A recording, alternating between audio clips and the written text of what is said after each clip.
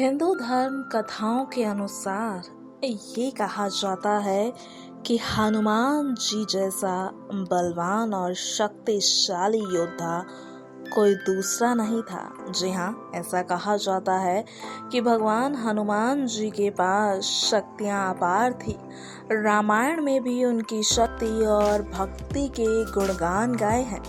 हनुमान जी को शिव जी का रौद्र रूप भी कहा जाता है। माना जाता है कि रामायण के दौर में हनुमान जी ने शक्ति का प्रयोग नहीं किया था। अगर वो अपनी पूरी शक्ति से युद्ध लड़ते तो लंका का विनाश वो अकेले ही कर सकते थे।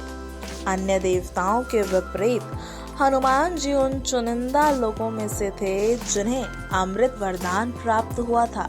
इसीलिए कहा जाता है कि एकमात्र हनुमान जी ही ऐसे हैं कलयुग के अंत तक जीवित हैं। ऐसे में माना जाता है रामायण के बाद हनुमान जी का क्या हुआ। जी हाँ, जब उन्हें अमृतत्व का वर प्राप्त था और किसी भी शास्त्र धर्म ग्रंथ में इस बात के बारे में को मिलती है कि हनुमान जी ने धरती को छोड़ा हो। ऐसा प्रश्न जरूर उठ जाता है कि हनुमान जी का क्या हुआ, वो कहाँ गए और आज के समय में वो कहाँ है। आपको बता दें कि रामायण के महाभारत काल में भी हनुमान जी की चर्चा 2 बार की गई थी। पहली तब जब भीम जंगल पर गुजर रहे थे तो उन्हें रास्ते में एक बुजुर्ग वानर लेटा हुआ दिखा। उन्हें हटने को कहा तो वानर बोला, मुझ में अब इतनी शक्ति नहीं है, तुम खुद ही मुझे हटा दो। इसके बाद भीम ने उस वानर को हटाने में पूरी ताकत लगा दी, लेकिन वो उसकी पूंछ तक नहीं। भीम को एहसास हुआ कि ये वानर खुद हनुमान जी ही है।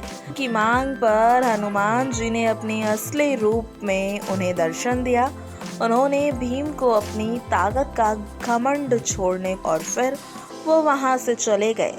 दूसरी बार की बात आपको बता दें जी, महाभारत में युद्ध के समय अर्जुन के रथ पर ध्वज के रूप में नजर आए। जी हाँ, आपको बता दें इस दौरान उन्होंने पूरे युद्ध में अर्जुन की रक्षा के बाद जब वो रथ छोड़कर चले गए तो रथ जो था वो राख बन गया। बाद में श्री बताया कि वो हनुमान ही थे जिसकी वजह से युद्ध में तुम्हारा नष्ट नहीं हुआ। इसके बाद भी दुनिया के कई हिस्सों में हनुमान जी को देखे जाने की बात सामने आई है। जी हाँ, आपको बता दें इसके बाद भी दुनिया के कई बड़े स्थानों पर हनुमान जी को देखे बात सामने आई है। जी हाँ, आपको बता दें कि भारत के अलावा चीन, इंडोनेशिया और कंबोडिया जैसे देश भी इसमें शामिल है। यहाँ पर भी हनुमान जी की कहानियाँ अलग अलग नामों से सुनाई जाती है। इतना ही नहीं, अमेरिका से लेकर अफ्रीका तक शक्तिशाली वानर के रूप के होने के चर्चे होते हैं। आपको बताना चाहेंगे कि 14वीं सदी में ऋषि माधवाचार्य ने भी हनुमान जी से साक्षात भेंट की बात कही थी। 17वीं सदी में तुलसीदास जी ने भी ये बात मानी थी कि उन्हें खुद हनुमान जी ने रामायण का हिंदू अनुवाद कर लिखने की प्रेरणा दी थी। इसके बाद और कई जगहों पर लोगों ने हनुमान जी को देखे जाने का दावा किया। ऐसा माना जाता है कि हनुमान जी आज भी जिंदा है। वो उन लोगों पर जरूर अपनी कृपा बरसाते हैं जो राम का नाम सच्चे मन से लिया करते हैं। श्रीलंका में मिले हनुमान के पैरों के निशान को आज भी उनके आसपास होने का सबूत माना जाता है। वहीं आपको ये भी बता दें कि कल्कि से जन्म ले कलयुग का विनाश करेंगे और सतयुग का प्रारंभ करेंगे, तब हनुमान जी भी उस महान शक्ति में विलीन हो जाएंगे।